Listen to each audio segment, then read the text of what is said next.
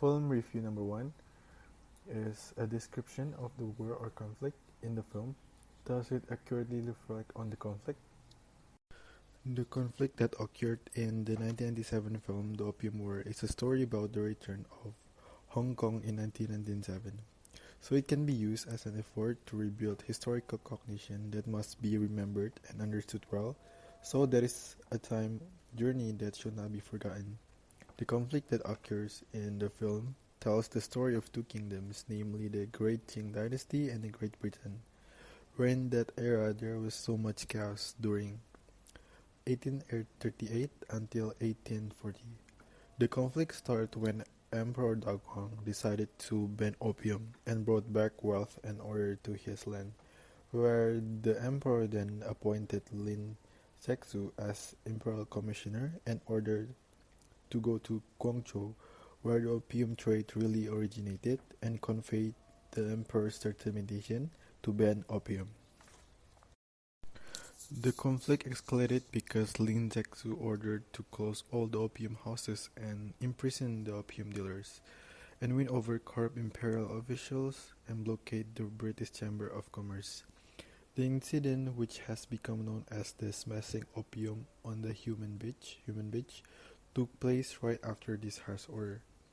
Lin Zexu even expelled all the British men and women after destroying the opium stockpile. The British merchant returned furious and asked the British government to send troops to China. They want to use military force to open the gates of the free trade in China. After intense debate between the war party and the peace group of MPs, they decided to go to war.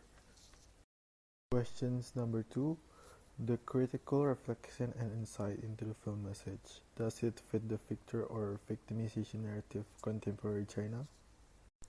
Critical reflection and insight into the film above is about how in the end the role of representative is to jointly resolve cases and mediate solutions involving opium.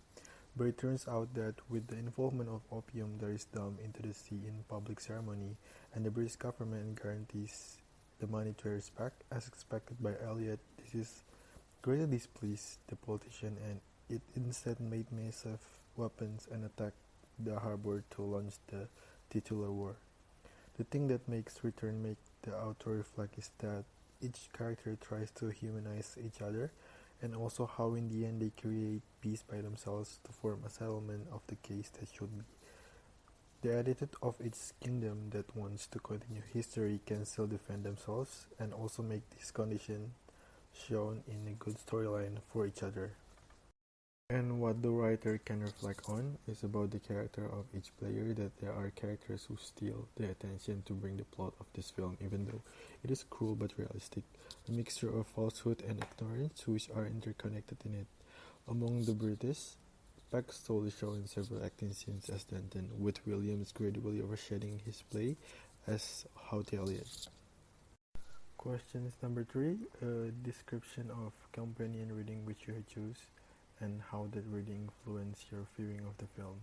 To add to the reading that makes the writer understand about the war between the two kingdoms, the author reads a lot and no various views about the theory for itself. In a sense, humans have a selfish nature, so they tend to commit acts of violence against other humans. According to Thomas Hobbes' 1651, humans can be wolves for each other, or what we know as homo homini lupus, that is based on three things, namely profit, security, and reputation.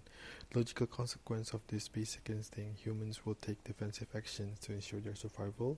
The state is a larger sphere, which is a manifestation of the individual human being. Every country has a national interest to ensure the continuity of the nation and state. In order for its national interest to be fulfilled, at a certain culmination, a point where normative methods do not achieve results, a country will attack other countries. The implication is that a country will try to defend itself from attacks by other countries so that a war will arise. War can only be carried out by two groups that are odds in this film, namely the two kingdoms, namely the Qing Dynasty and Great Britain. It could be said that the fights between groups began tens of thousands of years ago. Keegan Gary said that there are evidence was found through a cave painting about a group of archers in a conflict that was 10,000 years ago. War is a fight on a large scale. Clausewitz in On War said war is nothing but a duel on a larger scale. Countless duels go to make up war, but a picture of it as a whole can be formed by imagining a pair of wrestlers, each tried through physical force to complete the other to do his will. His immediate aim is to throw his opponent in order to make him incapable of resistance. From Clausewitz can be interpreted that the cause of a fight is the desire to impose one's will on other party. It is also explicitly stated that the purpose of a fight is to make the enemy unable to fight back. Clausewitz also stated that war is a continuation of policy in another form, so that war has a very broad meaning, both war in physical form and non-physical.